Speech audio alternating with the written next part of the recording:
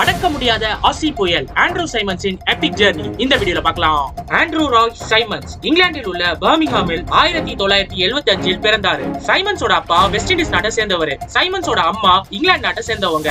இவங்க ஆப்ரோ கேரபியன் கப்புள்ஸா இங்கிலாந்துல வாழ்ந்தாங்க. சரியா சைமன்ஸ் பிறந்து 3 வாரம் இருக்கும்போது இங்கிலீஷ் கப்புள்ஸ் சைமனை அடாப்ட் பண்ணிக்கிறாங்க. வேலை காரணமா அந்த கப்புள்ஸ் ஆஸ்திரேலியாவுக்கு மூவ் பண்ணிடுறாங்க. சைமன்ஸும் ஆஸ்திரேலியால வளர்றாரு. வளர்ப்பு தந்தைக்கு கிரிக்கெட்னா ரொம்பவே பிடிக்கும். அதனால சைமன்ஸ்க்கும் கிரிக்கெட் சொல்லி கொடுக்கறாரு. ஸ்கூல் படிக்கும் போதே கிரிக்கெட் விளையாட ஆரம்பிச்சிட்டாரு. தன்னோட 15 வயசு இருக்கும்போது கிளப் டீமுக்காக குயின்ஸ்லாந்து பிரீமியர் லீக்ல டபுள் செஞ்சுரி அடிக்கிறாரு. கிளப் டீம்ல நல்ல பெர்ஃபார்மன்ஸ் பண்ணதுனால குயின்ஸ்லாந்து டொமஸ்டிக் டீமுக்காக 1994ல தன்னோட டொமஸ்டிக் டெபியூவை ஓபன் பண்றாரு. சைமன்ஸோட அப்பியரன்ஸ் பாத்தீங்கன்னா ஆளு நல்ல வாட்ட சாட்டமா இருப்பாருங்க. அதுக்கேத்த மாதிரி பிக் ஹிட்டர், நல்ல ஃபீல்டருங்க, right arm batsman, right arm medium fast bowler, தேவைப்பட்டதுன்னா ஸ்பின்னும் போடுவாருங்க. நல்ல ஒரு ஆல்ரவுண்டரா இருந்தாருங்க. ஸ்டார்டிங்ல ஆஸ்திரேலியன் கல்ச்சரை அடாப்ட் பண்றதுக்கு ரொம்பவே கஷ்டப்பட்டாருங்க. அதுக்கப்புறமா ஒன்ஸ் அந்த கல்ச்சருக்குள்ள செட் ஆயிட்டோன்னு டொமஸ்டிக் சர்க்கிள்ல வேற லெவல்ல பெர்ஃபார்மன்ஸ் பண்ணாரு. ஆஸ்திரேலியன் டொமஸ்டிக் சர்க்கிள்ல 5000 ரன்னுக்கு மேல அடிச்சோம், 100 விக்கெட்டுக்கு மேல எடுத்தோம். ஆஸ்திரேலியா டீமுக்காக ரீப்ரசென்ட் பண்றதுக்காக ஆப்பர்ச்சுனிட்டி அவருக்கு கிடைக்கவே இல்லைங்க. டொமஸ்டிக் சர்க்கிள்ல ரொம்ப லாங்கா வெயிட் பண்ணிட்டு இருந்தாரு.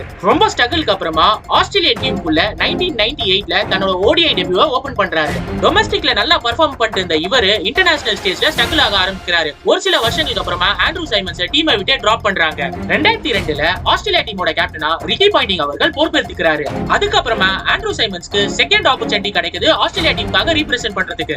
இந்த வாய்ப்பை யூஸ் பண்ணிட்டு ஆண்ட்ரூ சைமன்ஸ் அவர்கள் ஆஸ்திரேலியாவின் அடக்க முடியாத ஆல்ரவுண்டரா மாறுறாரு.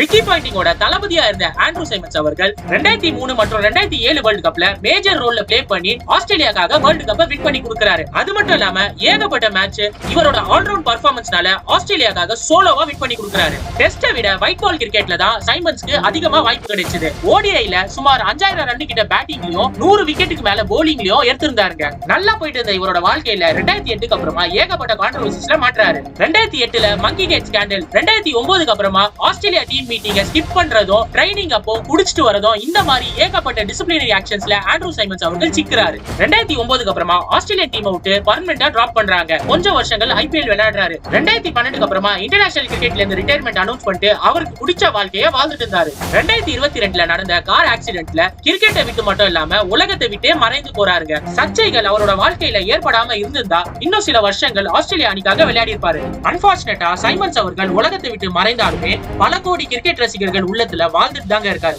Andrew Roy Symonds, we miss you forever.